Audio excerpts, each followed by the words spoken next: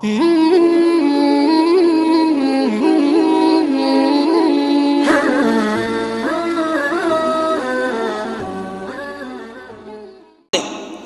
بندے کو میں نے سنا، وہ کہہ رہا تھا بہت اچھی بات ہے، امام شافعی کا اختلاف ہے، امام مالک کا اختلاف ہے، امام ابو حنیفہ کا اختلاف ہے، امام احمد بن حنبل کا اختلاف ہے، بھائی یہ بہت اچھی بات ہے۔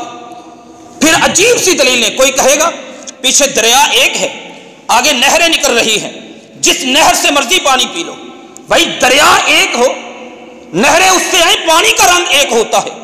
ایک امام کہتے ہیں ہاتھ چھوڑ کے نماز پڑھو، ایک امام کہتے ہیں سینے پہ ہاتھ باندھ کے نماز پڑھو، ایک امام کہتے ہیں ناف کے نیچے ہاتھ باندھو، امام شافعی کے ہاں ناف سے اوپر ہاتھ باندھو، امام احمد بن حنبل سینے پہ ہاتھ باندھو، امام مالک ہاتھ چھوڑ کے نماز پڑھو۔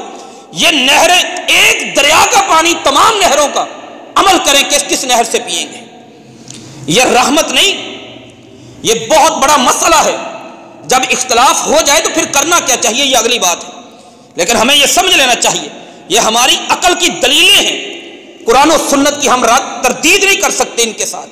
کہتے ہیں جی سمندر ہے، ایک جاتا ہے چھلانگ لگاتا ہے وہ موتی نکال لاتا ہے، ایک جاتا ہے چھلانگ لگاتا ہے وہ کوئی اور مچھلی پکڑ لاتا ہے، ایک جاتا ہے وہ کچھ اور پکڑ لاتا ہے، تو کیا سب کا قبول کر لیا جائے؟ جو کچھوا پکڑ لائے وہ بھی قبول ہو جائے؟ بات یہ نہیں، اختلاف ہو سکتا ہے۔ یہاں پہ انسان ہے، انسان کو رب نے عقل دی ہے، انسان کو رب نے بولنے والا بنایا ہے، انسان کو رب نے سوچنے والا بنایا ہے۔ اختلاف ہوگا، سوال یہ ہے کہ اختلاف ختم کیا جاتا ہے، کیسے ختم کرنا چاہیے؟ یہ سوال ہے آج کا۔ ہم اس سوال کا جواب اللہ کے قرآن سے، پاک پیغمبر محمد عربی صلی اللہ علیہ وسلم ان کی حدیث سے سمجھیں گے۔ یہ مزاج، یہ سوچ، یہ طریقہ، یہ نظریہ، یہ ضابطہ غلط، باطل ہے کہ اختلاف کرنا چاہیے۔ اختلاف رحمت ہوتی ہے۔ اختلاف اگر رحمت ہے تو پھر اتفاق کو نعوذ باللہ من ذالک لعنت کہنا پڑے گا، زحمت کہنا پڑے گا۔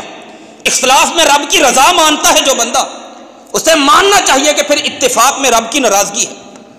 قرآن کو دیکھیں، قرآن نے یہ اختلاف جسے آج ہم رحمت بنانے پہ تلے بیٹھے ہیں، ہمارے علماء کرام تلے بیٹھے ہیں، ہمارے یہ قالم لکھنے والے، تقریریں تحریریں کرنے والے جو کہتے ہیں اختلاف رحمت ہے، انہیں سوچنا چاہیے اگر یہ اختلاف رحمت ہے تو یہ رحمت ساری کی ساری اللہ نے کافروں پر کی، مسلمانوں پہ کی نہیں۔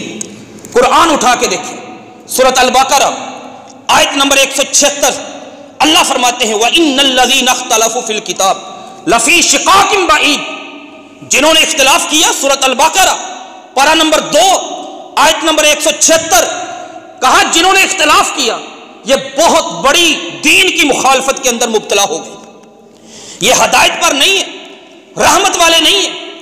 اسی طرح اللہ نے سورہ یونس پارہ نمبر 11 آیت نمبر 17 میں فرمایا اختلاف کرنے کے بارے میں، اختلاف کرنے والوں کے بارے میں، لَقُضِيَ بَيْنَهُمْ، اللہ فرماتے ہیں قیامت والے دن ان اختلاف کرنے والوں کے بارے میں اللہ فیصلہ کریں گے، فیصلہ کریں گے۔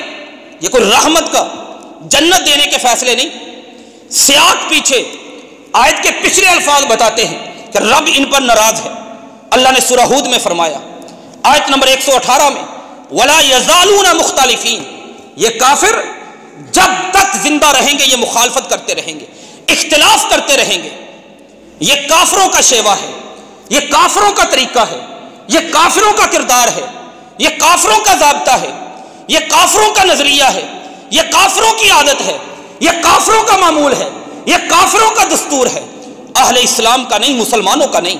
اللہ فرماتے ہیں انہی کو بیان کرتے ہوئے سورہ مریم میں آیت نمبر 37 میں فرمایا فاختلف الاحزاب من بینہم فویل للذین کفروا، فرمایا بربادی ہے ان لوگوں کے من مشہد یوم عظیم، قیامت والا عظیم دن، اس کی حاضری میں اللہ ان کے درمیان فیصلہ کریں گے، ان کو بتائیں گے کہ اختلاف کیسے کیا جاتا ہے۔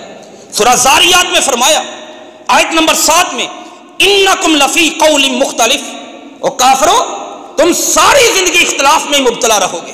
یہ کافروں کا طریقہ ہے، یہ کافروں کا شیوا ہے، مسلمانوں کا نہیں۔ قرآن میں مسلمانوں کو کہا وَلَا تَكُونُوا كَالَّذِينَ تَفَرَّقُوا وَاخْتَلَفُوا مِن بَعْدِ مَا جَاءَهُمُ الْبَيِّنَاتُ، سورہ آل عمران آیت نمبر 105 پارہ نمبر 4 میں فرمایا ایمان والو تم ان کافروں کی طرح نہ ہو جانا جو اختلاف میں پڑ گئے، جنہوں نے اختلاف کیا۔ یہ قرآن نے ہماری تربیت کی، اللہ کے نبی محمد صلی اللہ علیہ وسلم انہوں نے تربیت کی۔